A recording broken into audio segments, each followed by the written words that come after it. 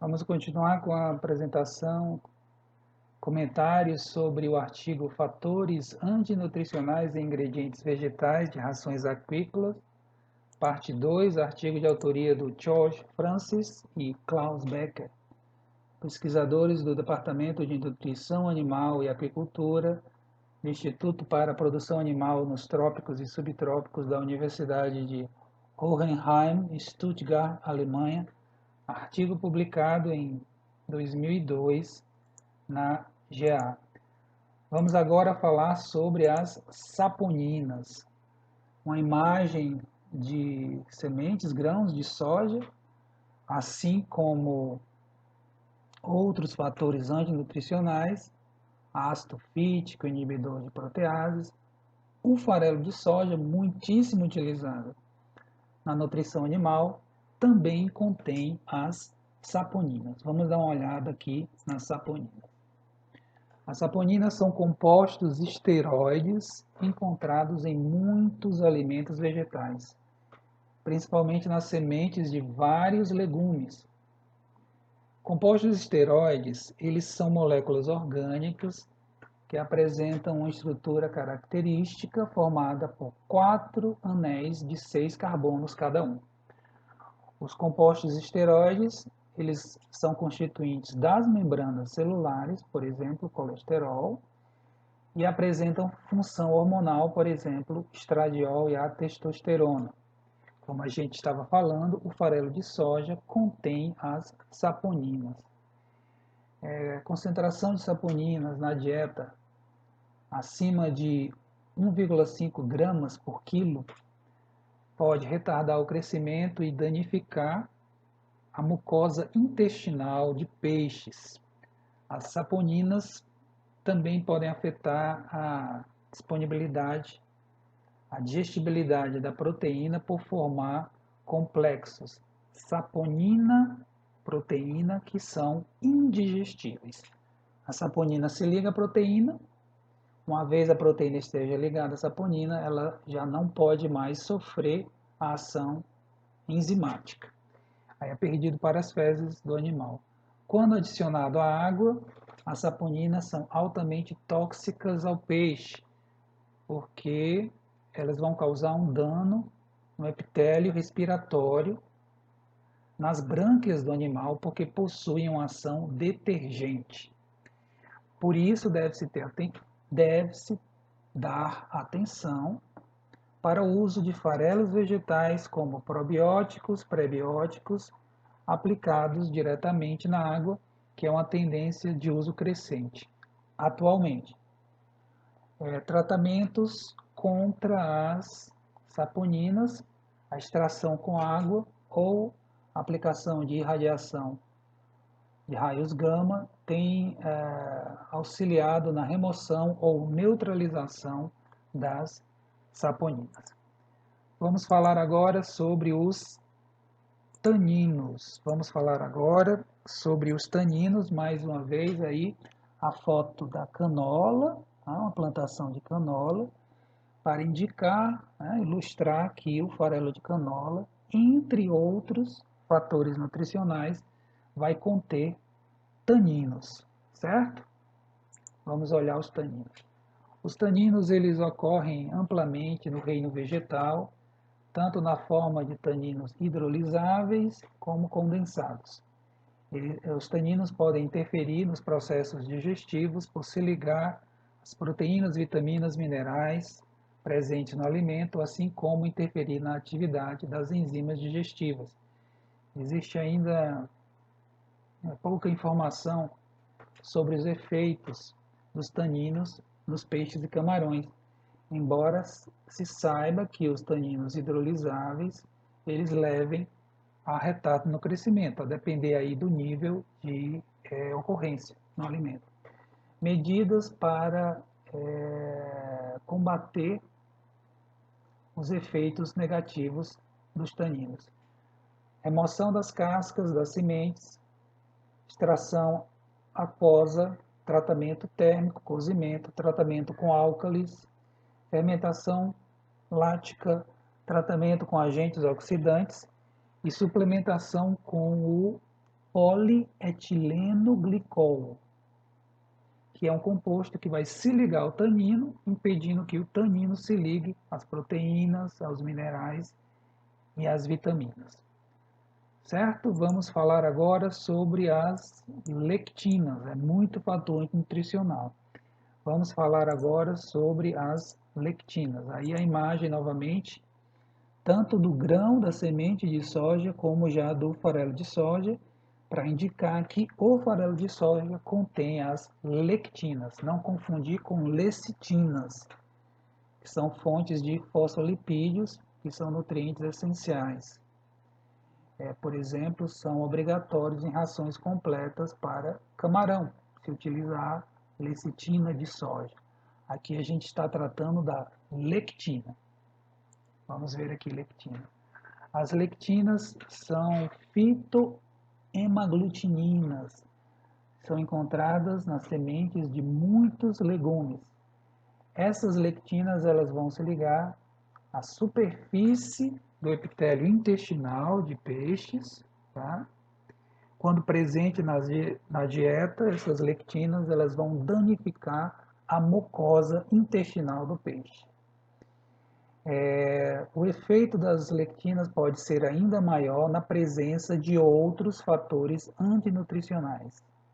Essas lectinas podem ser destruídas se for feito o cozimento correto do alimento. No caso aí, a tostagem do farelo de soja. Em seguida temos o gocipol, tá? Temos o gocipol. Mais uma vez, uma imagem. Essa imagem, se eu não me engano, é farelo de algodão, certo? Exatamente, o gocipol é um fator antinutricional característico do farelo de algodão. O farelo de algodão contém gocipol. Vamos ver aqui. Os gocipóis ou gocipols são polifenóis encontrados em plantas do gênero Gossypium, que são as plantas do algodão. Os gocipóis causam efeitos negativos nos peixes e camarões, vão causar retardo de crescimento, anormalidades intestinais em outros órgãos internos, e no caso dos peixes vai desequilibrar a razão sexual, ou seja, a proporção entre machos e fêmeas dentro da população. A formação de complexos indigestíveis, gocipol-proteína, pode levar a deficiências de alguns aminoácidos essenciais, como a metionina.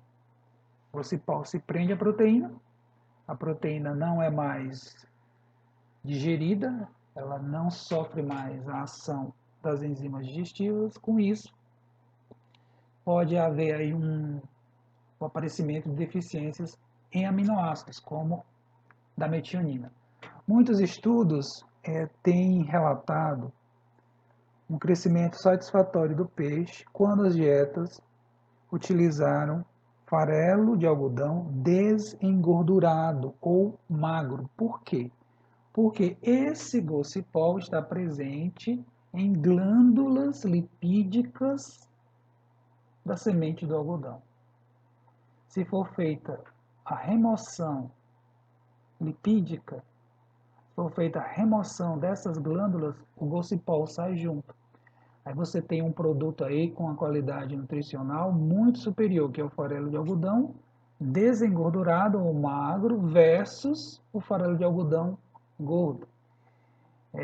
Em alguns casos, algumas pesquisas mostraram a utilização de 50%, nível de inclusão de 50% do farelo de algodão desengordurado, com bons resultados. Nesse caso, esse produto utilizado tinha menos de 0,01% de gocipol, certo? Vamos para o ponto 3, que vai falar sobre efeitos benéficos de fatores antinutricionais. Como é isso, né? Porque o nome já denuncia, fator antinutricional, contra a nutrição. Como é que um fator antinutricional pode ter um efeito benéfico? Alguns desses compostos, fatores antinutricionais, podem ter efeitos benéficos quando em níveis muito baixos.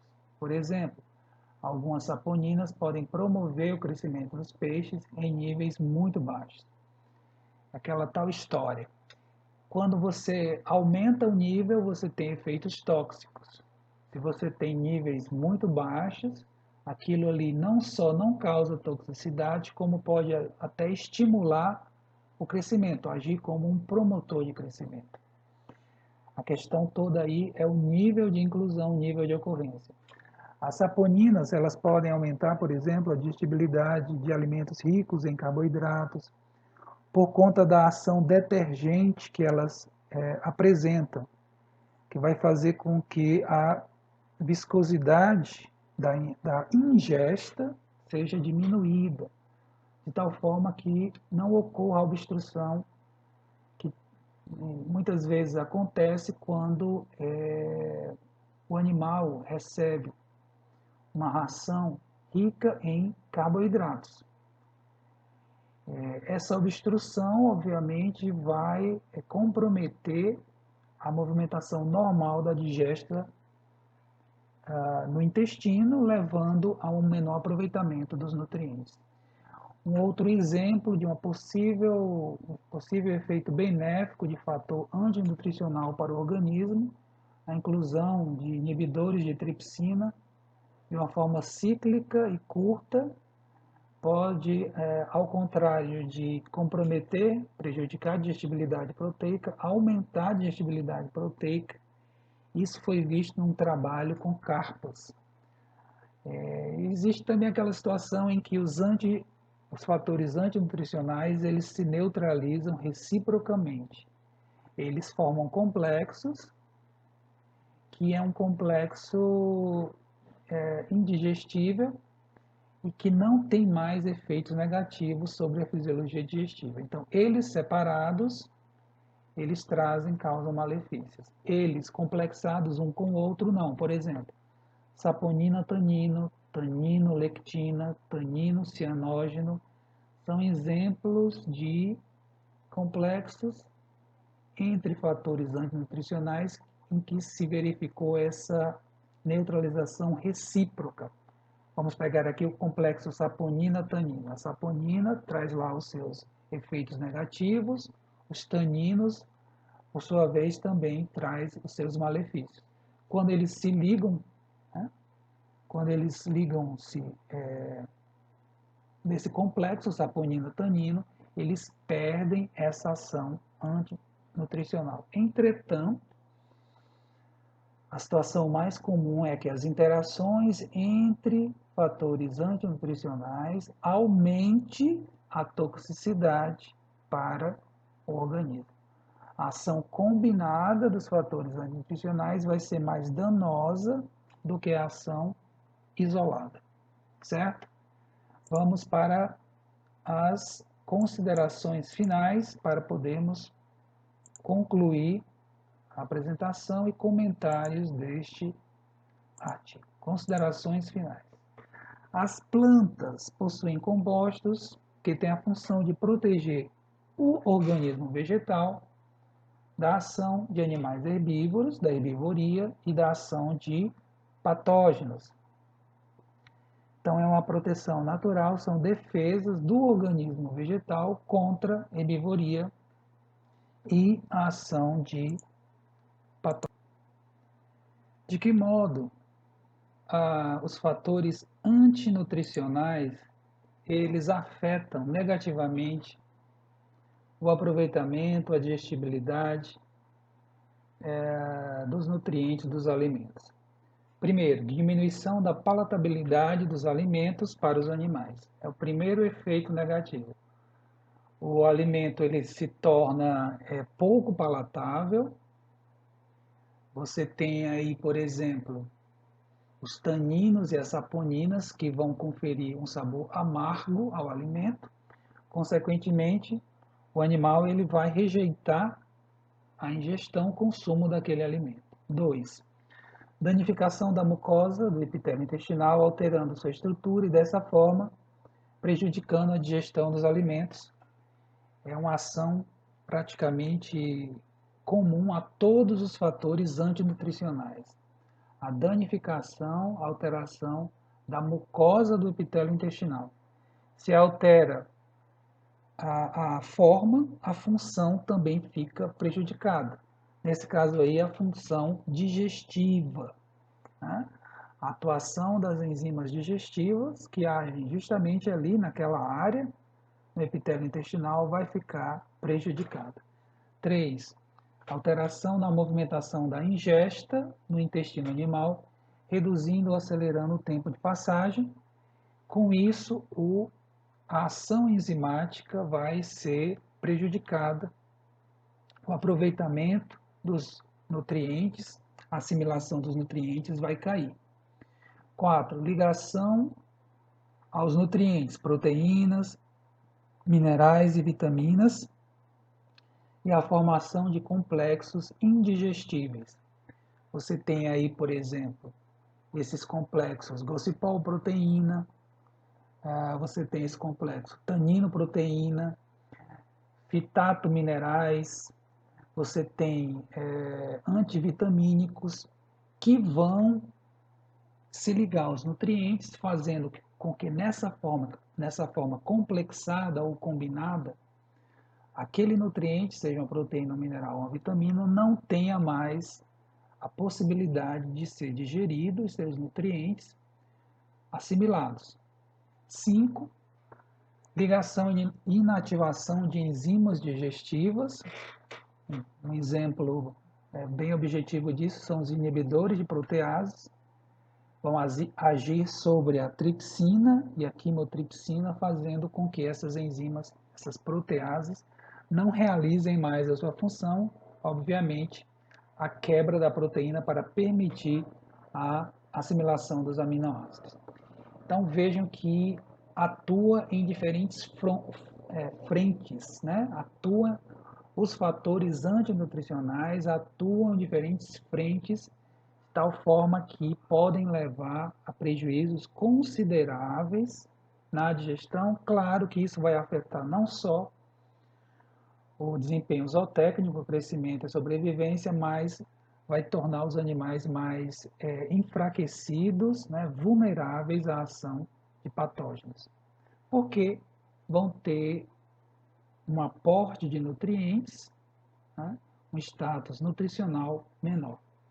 O organismo animal sofre a ação combinada de diferentes fatores antinutricionais, ou seja, as interações entre os fatores antinutricionais, elas aumentam os efeitos tóxicos ao organismo animal. Vejam que o mesmo alimento contém vários fatores antinutricionais. Um excelente exemplo é o farelo de soja, que tem uma série de fatores antinutricionais. E nas rações comerciais você não tem apenas a inclusão de um único alimento vegetal, você tem a inclusão de alguns alimentos vegetais. De tal forma que nessas rações, a base de ingredientes vegetais, que é o padrão da indústria por razões econômicas e também ambientais, essas rações vão conter muitos fatores antinutricionais, de tal forma que é importante se respeitar os níveis máximos de inclusão dos farelos para evitar efeitos adversos e, além disso, tão importante quanto, é que se dê os devidos tratamentos contra fatores antinutricionais, que esses farelos recebam os devidos tratamentos contra fatores antinutricionais, que são esses aqui. Extração aquosa, isso fica mais a cargo do fabricante, do fornecedor do insumo, ou seja, o fornecedor da fábrica de ração, o produtor do farelo de soja, a fábrica produtora do farelo de algodão, do farelo de canola, do farelo de algodão. Cozimento é um tratamento importantíssimo, tanto pode ser feito, deve ser feito pelos fornecedores desses farelos, como dentro da fábrica de ração, remoção da casca a cargo dos fornecedores, fermentação abiótica com o uso de lactobacilos a cargo dos fornecedores. A adição de enzimas específicas pode ser feita tanto pelo fornecedor como na fábrica de ração. Extrusão, tanto pelo fornecedor como pela fábrica. Afinal de contas, existe o farelo de soja extrusado. Tá? Além da tostagem, ele passou por uma extrusão. Consequentemente, o nível de fator antinutricional vai ser menor. Temos tratamentos desses ingredientes vegetais, desses insumos vegetais com agentes oxidantes e bases, álcalis, a cargo dos fornecedores. Mistura com algum composto que se ligue e inative o fator antinutricional. Aí dependeria da habilidade da fábrica em encontrar essas misturas que levassem a uma neutralização dos fatores antinutricionais. Diferentes processamentos industriais que levem à remoção de fibras, amidos e gorduras dos alimentos vegetais. Com isso, as concentrações desses compostos antinutricionais vão cair bastante. Alguns exemplos, a gente tem o concentrado proteico de soja, né, que é um processamento do farelo de soja, uma refinação do farelo de soja, que você tem aí um produto de melhor qualidade nutricional por conta dos menores níveis de fatores antinutricionais. Outro exemplo é o farelo magro ou desengordurado de algodão, quase isento de golcipol. Isso fica a cargo do fornecedor do insumo. E o último aqui, um mais sofisticado, aplicação de radiação gama. Lembrar aqui que os pesquisadores, os autores do trabalho, eles são lá de Stuttgart, na Alemanha, que tem uma tecnologia, um grau de desenvolvimento bem maior do que o nosso aqui no Brasil, mas ficaria também a cargo dos fornecedores. Então vejam que tanto os fornecedores desses farelos, como as fábricas de ração, elas podem aplicar uma série de tratamentos para reduzir a ação e os danos, os prejuízos dos fatores antinutricionais. É de responsabilidade de todos, tanto dos fornecedores como das fábricas, mas eu diria que ainda mais dos fornecedores, de aplicar as melhores tecnologias de processamento para obtenção de produtos com a qualidade superior, tendo em vista a sua utilização na nutrição animal. Ou seja, a fábrica de ração ela já vai adquirir um produto tratado, processado, que passou pela uma eliminação, neutralização, tecnologias que levaram à redução das concentrações de fatores antinutricionais. Aí da parte dela, da fábrica de ração, ela continua aplicando tecnologias, por exemplo, a extrusão, que vai fazer com que aquele nível de antinutricional que já era baixo, moderado, se torne ainda menor, fazendo com que o aproveitamento dos nutrientes pelos animais, no caso, peixes e camarões, aumente. E o último ponto, a aplicação de farelos vegetais diretamente na água deve ser feita com cautela, porque poderá haver a liberação de compostos tóxicos para os animais. Liberação de compostos para a água que são tóxicos aos animais, tais como de saponinas. Então, hoje em dia tem essa tendência muito forte, esse trabalho de aplicar esses farelos, né, como prebióticos, simbióticos, probióticos, chamando aqui a atenção que, dentre os compostos que são solubilizados e se dissolvem na água, pode haver aí a liberação de compostos tóxicos, como as saponinas. Pessoal, era isso. Eu vou encerrando por aqui o artigo, bem interessante. É um resumo, né, um bom resumo sobre fatores antinutricionais em ingredientes vegetais de rações agrícolas. Eu quero agradecer a todos o interesse, desejar paz e saúde. Até uma próxima oportunidade. Um abraço.